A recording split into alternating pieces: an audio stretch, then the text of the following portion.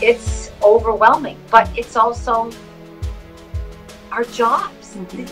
Our job is only going to get harder. It's worrisome. This is something that's unprecedented. Now is not the time to be a cowboy. No one has anything to prove. We're all in this together.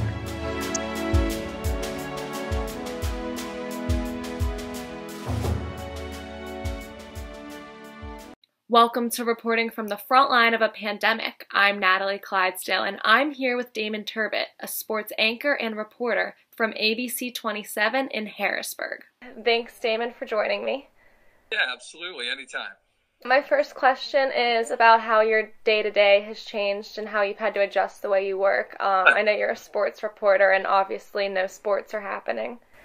Yeah, so, I mean, it's had to have been a big adjustment here.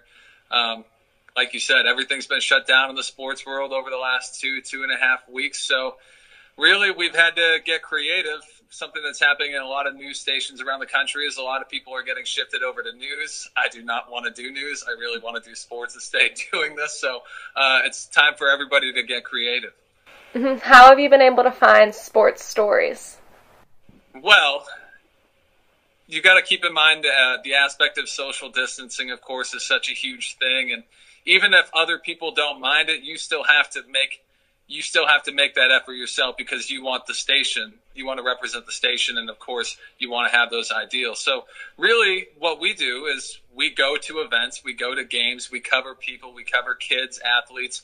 Well, the idea, at least what I'm doing now and what I see a lot of other people doing is we're bringing them to us. We're asking viewers to send in videos. We're asking them to show us different things. Right now, I have a segment where I'm having people and athletes show me how they're staying in shape and staying healthy. So we've kind of had to almost flip roles in a way, rather where I was going to them. Now I asked them to kind of come to me. And so far it's gotten a good response. People want to see themselves on TV, and now people have a lot of extra time during the day since they can't leave their house. So the response has been pretty good. Yeah, that's really creative. I like that. What's your favorite piece that has been sent in to you? Oh man, yesterday was a good one. There's an offensive lineman at a big school in the area. I've seen different things like people flipping tires for workouts before, but Central PA has a lot of farmland, and he was flipping a giant bale of hay around what I would assume to be his backyard. And he was a big kid, but this thing was about 3 times his size, so it was pretty neat. So what kinds of safety precautions has ABC27 been taking?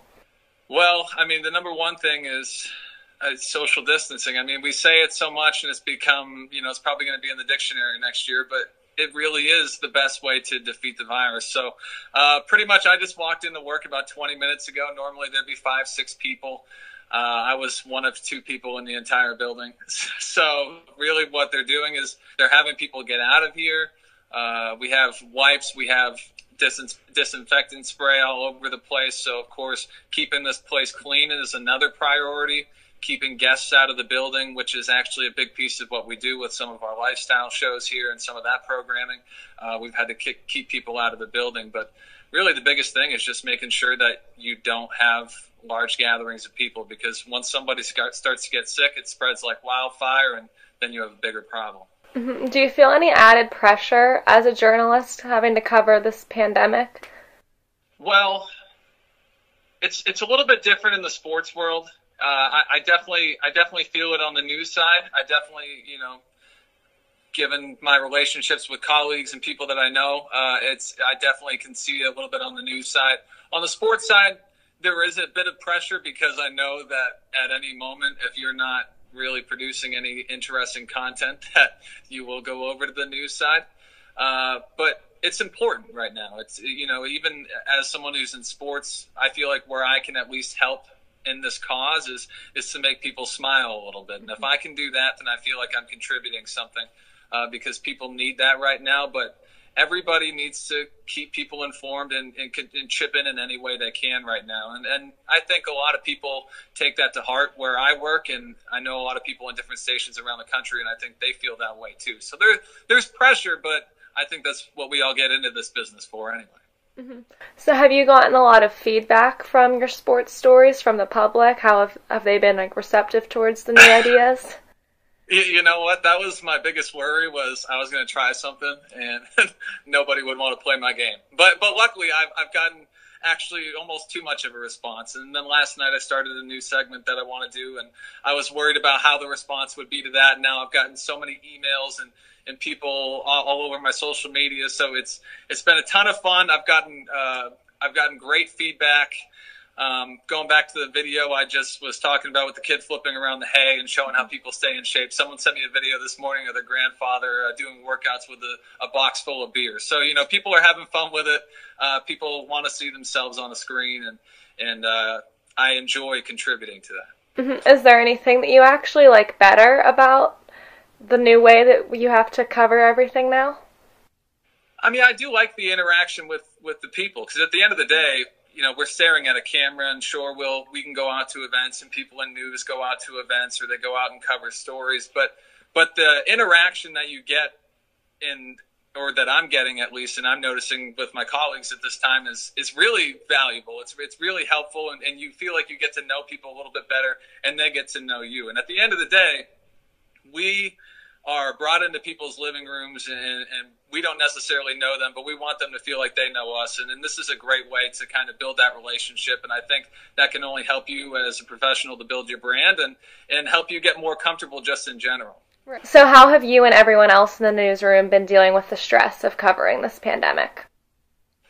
Well, you just kind of take it, I guess. The thing is, there's really not a ton you can do about it. You can't, because you're stuck in your house at the end of the day, or, every now and then. I'm almost lucky in a way. Some would consider it unlucky, but I'm lucky, I think, to be able to come to the station and work a few days a week, because a lot of people are just simply being told, no, we don't, if you don't absolutely need to be here, then we don't really want you in here, because we don't want to make things any worse. So dealing with the stress is, we try talking to each other, and I'm sure people are talking with their families and keeping in touch in that regard, and finding ways like conversations like this over phones and FaceTimes and things like that. But I think a lot of people also just generally find an outlet through their work and try to double down, I guess, so to speak, on trying to do this right and feel good about that, because there's not a ton overall to feel that good about.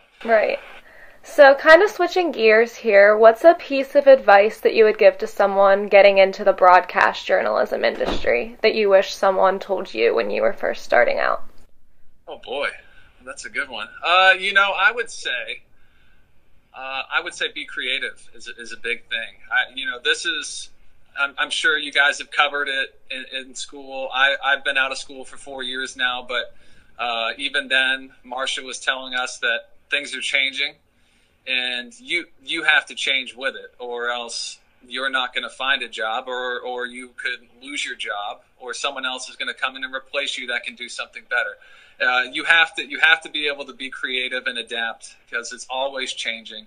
And you don't necessarily have to be the first to do something, but you want to be thinking outside of the box and thinking ahead as much as possible, because there's value in that. Mm-hmm. What would you say the biggest challenge has been? Just as a journalist. Oh boy, biggest challenge as a journalist.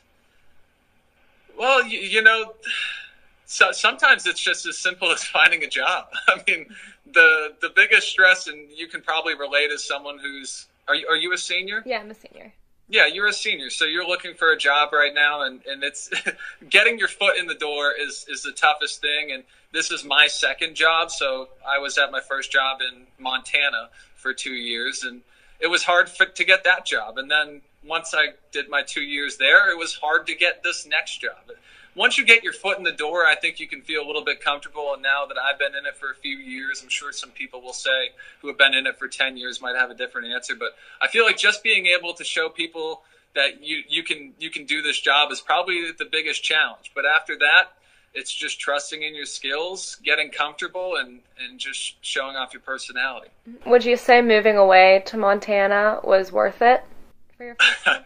I would absolutely say it was worth it. some people apply to 100 different places. I applied to like 5 or 6. I was a little bit lazy about that in that regard, but I got a call back. I couldn't believe it. I got a call back. I had an interview right before I graduated, and I had a job within 2 weeks of graduating. I was very fortunate in that regard.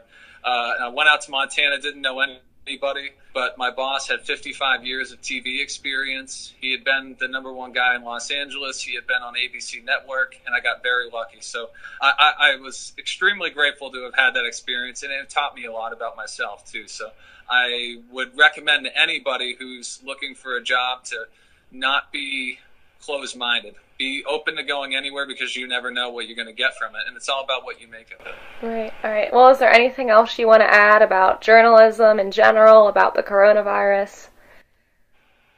I just, in regards to the coronavirus, I know we're in a time where a lot of people like to challenge our thoughts in this industry, but I just hope that my advice would be to just keep doing what's right and what people believe in, and not, or what you believe in, and not what some other people might be saying. It's so hard sometimes to hear people lashing out at you, or especially if you're newer in the industry, you don't necessarily know how to react to certain things. But I think just staying the course, knowing what's right, and really just making it a goal to deliver the best information as possible is really key in this whole process. And asking good questions, because there's a lot of, even at the state level, it doesn't have to be national. At the state level, there are a lot of press conferences going on. Asking good questions should elicit good information. All right. Well, thank you, Damon, for taking the time to talk to me and for all the work you're doing to keep us informed and safe. Of course. Thank you so much for bringing me on the call. I love Emerson. So. And thank all of you for watching this episode of Reporting from the Frontline of a Pandemic. I've been talking with Damon Turbitt, a sports anchor and reporter from ABC27 in Harrisburg. I'm Natalie Clydesdale.